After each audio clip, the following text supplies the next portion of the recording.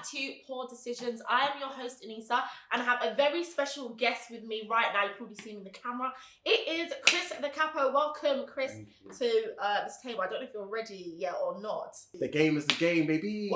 What camera am I looking at? This one. You The game can is look the at game, anyone. baby. And it's going to move. So it's going to be okay. Chris, take the first throw. Alright, cool. Let me try for this one. Oh, the first one. Fair enough.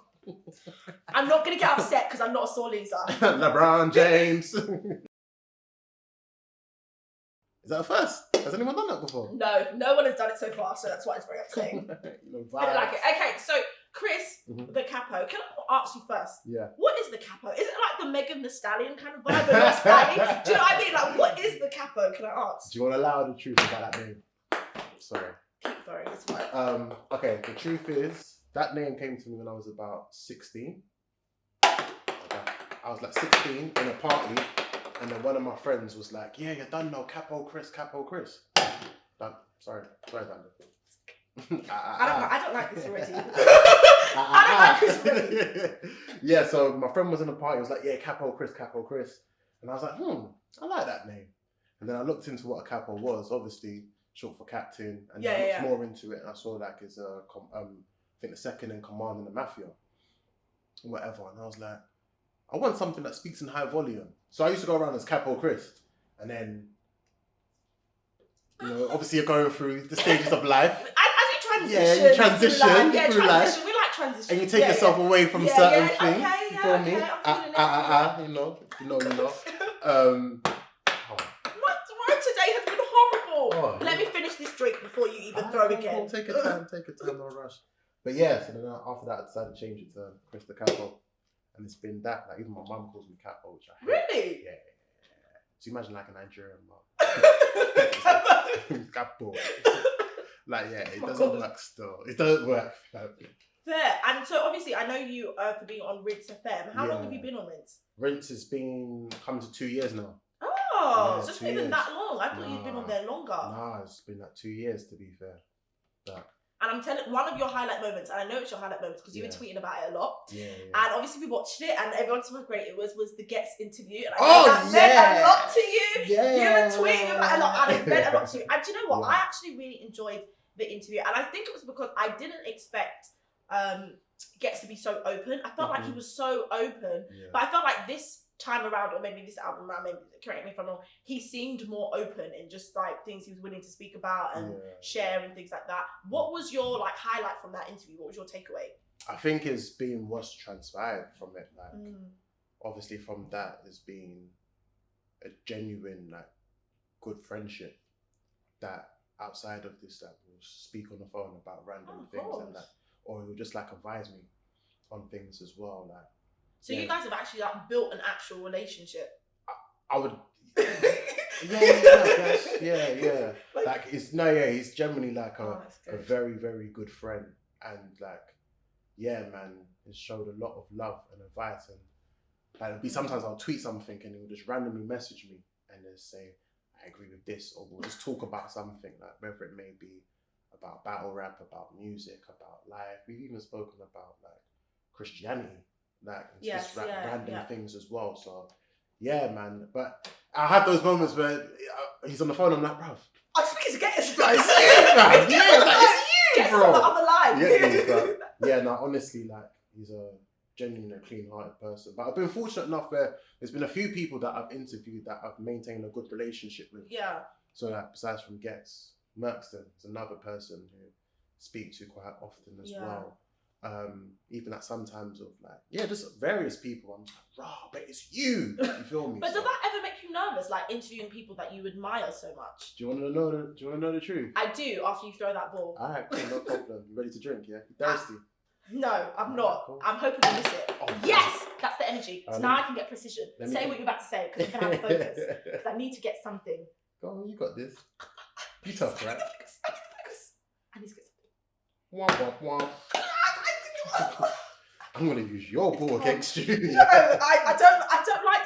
I haven't.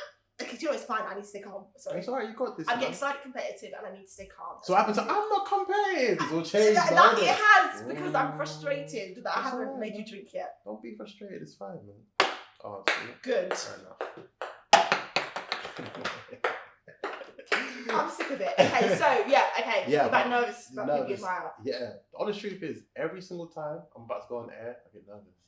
Like even when you're doing normal radio outside. Radio, I get nervous. Like literally, time will be 3:59, and then I'm like, oh my gosh, I need to press this button. Like, and this has been for 2 years. Yeah. Like, every time I do a podcast episode, every time I'm recording something, I get nervous. But when I'm a guest on somewhere, I feel comfortable. You feel me? Is it because like you get to just show up and do you? There's no like pressure on it. Yeah. It's not like I'm responsible for it or anything like that. But yeah, radio, I always get nervous. Like there's times where I'll get like the dry mouth and I'm like, I don't know what to say. I thought it was only me that does that. I get because I can talk a lot. Do you know what I mean? Yeah. But then sometimes it's like my throat is swallowing my mouth, and I'm like.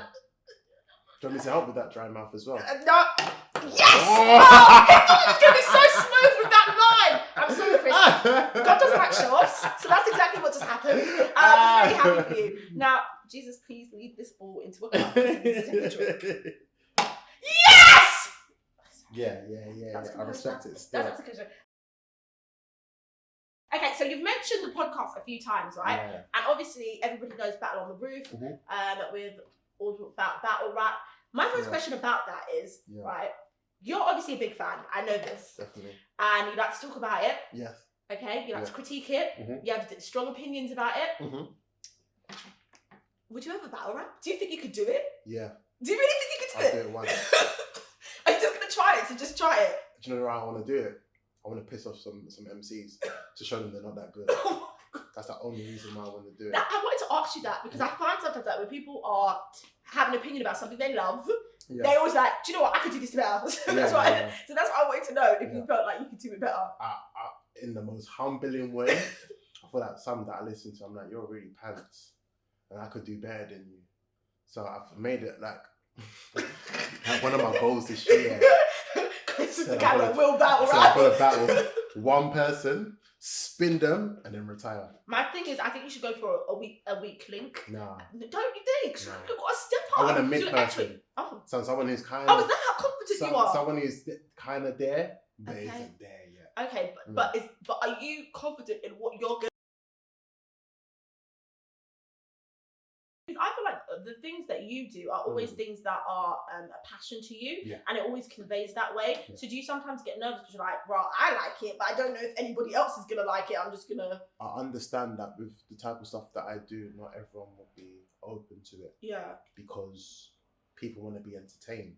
Yes. And there's a field for that. Like when I look at my peers, for instance, you've got the entertainment side of like 90s babies, you've got off the cuff pods, you've got like just bare different people, like just bare different fields that are entertaining. Yeah. Like sometimes I feel like people get the side of me of where I'm just a serious, boring, sit down, hour-long conversation person, and I'm like, oh. But I don't even get that from you. I honestly feel like bare people get it. Really? Yeah, man. Alright, this one's right next to me, so I'm gonna do it. Oh! I don't like it. I don't like having Chris here.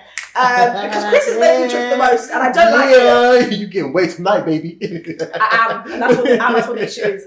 Obviously, we're drinking a little bit of wine here, but Chris, what is your actual drink of choice? And there's only one right answer here. I'm actually setting you up for this. So there's only one right answer for you to say in this scenario. So read my eyes. What is your drink of choice? Wine? No. Hennessy rum?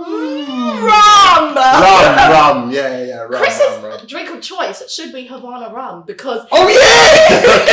Hey, no! Yeah, Havana, yeah, definitely. I love yeah, tasty. I love it, yeah. Chris has got a brand new show that's coming out, sponsored by Rinse FM and Havana Rum. I set you up for that one, lovely.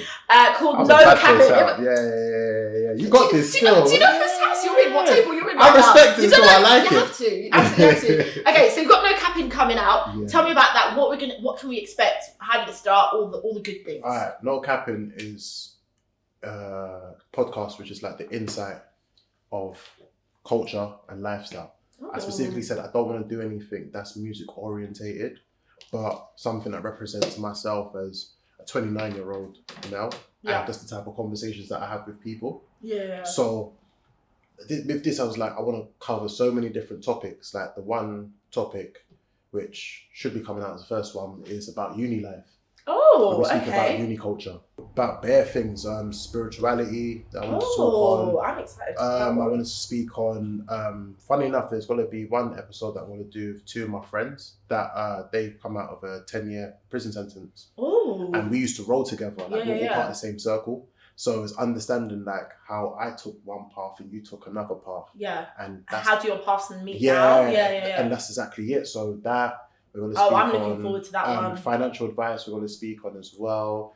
There was one they wanted to do on relationships, but I'm going to have I'm planning to have a relationship advisor, a professional relationship advisor to come in. And I think that's key.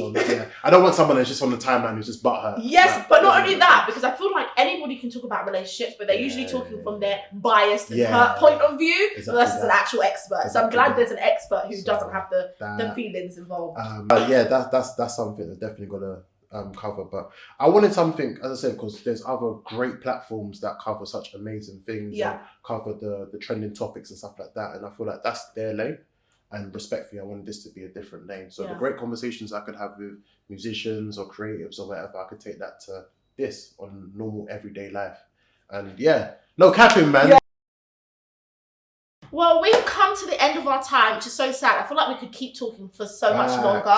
And I'm very upset because Chris is the first person to actually beat me in this game. And I don't know what camera I'm looking at, but in all cameras, I'm wildly upset. But thank you so much for having Chris on the show. This is Chris the Capo. You're going to find all his details for his social media all over the screen and in the description below. So thank you so much, guys, for watching, and we will see you next week.